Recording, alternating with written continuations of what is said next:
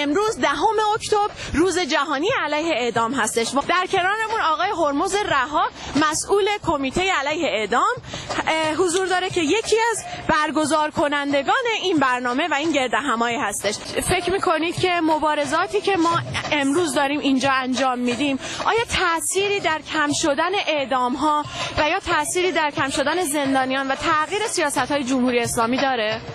حرکت تظاهرات و آکسیون میتونه تأثیر خودش داشته باشه. حضور در به حال پارلمان، دیدار با نماینده‌های احزاب، اینا تأثیرات خودش داره. ما کلی اطلاعیه و اعلامیه تو این تظاهرات پخش کردیم و هفته گذشته در رابطه با همین کمپین با پخش اطلاعیه داشتیم. اینا همش خبررسانیه و الان خوشبختانه طوریه که دنیا به هم وصله. اون زمانها گذشت که سال 67 بود، اعدام میکردن دست جمعی و کسی با خبر نمیشد. الان زمانه برگشته، زمانه عوض شده، دنیای ارتباطات و ما اپوزیسیون خارج کشور صدای مردم دربند داخل است. همونجوری که مشاهده میکنی خیلی از عزیزان اومدن شرکت کردن تو این اکسیون که همه مخالف اعدامن و امیدوارم که روزی برسه که اعدام تو کشور ما به هر عنوانی کنسل بشه. و روز از موقعی که رئیس جمهور جدید اومده الان روزی 3 تا اعدام داریم.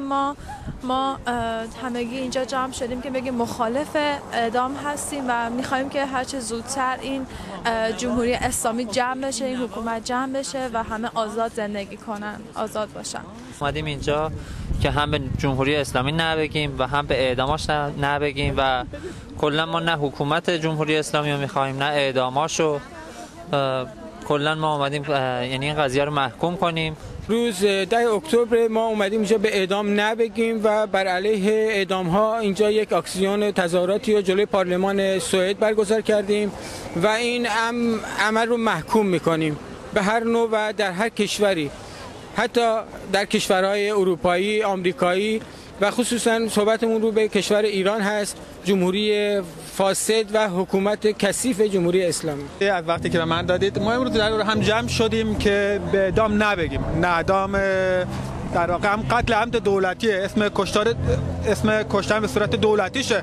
ما جمع شدیم امروز به اعدام نبگیم. اعدامی که امروز تو جمهوری اسلامی به صورت فراوان به خیلی زیاد برای سرکوب مردم به فجیع ترین شکل خودش داره تو ایران انجام میگیره. خاطر اینه که میخوایم صدای کسانی باشیم که توی زندان ها هستن، زندانیان سیاسی، کسانی که برای حقوق کودک تلاش میکنن و دستگیر شدن، کسانی که برای حقوق زنان تلاش میکنن دستگیر شدن، برای حقوق کارگران، برای یک زندگی راحت، یه زندگی که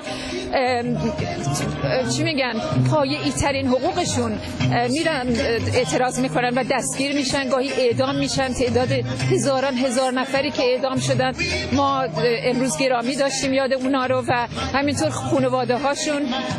من فکر میکنم که تاثیر خیلی زیادی میذاریم روی کسانی که رد میشن، دست وای میسن، گوش میدن، باورشون نمیشه هنوز اعدام. من لیلا سومند هستم، یکی از اعضا و فعالین کمیته علیه اعدام. امروز همونطور که میدونید روز جهانی اعدام 10 اکتبر تو کشورهای دیگه این مراسم برگزار میشه. ما همگی اینجا جمع شدیم بگیم نه به اعدام.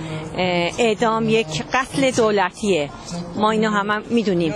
ما به هر گونه اعدامی تو هر کشوری که باشه مخالفیم، چه اعدامای سیاسی باشه چه غیر سیاسی. آمدیم اینجا در این گردهمایی اشتراک کردیم که میخوایم که حکم اعدام در سراسر جهان برداشته شود. این قانون ما اشتراک در این گردهمایی به خاطر تطبیق اعدام در سراسر جهان شرکت کردیم و این را به شدت تطبیق میکنیم که این قانون جنایتکارا از بین بره. اینجا همه جمع شدیم که اعتراضمون رو به جمهوری اسلامی ایران نشون بدیم و همینجور به این اعتراض به همه جای دنیا بر علیه اعدام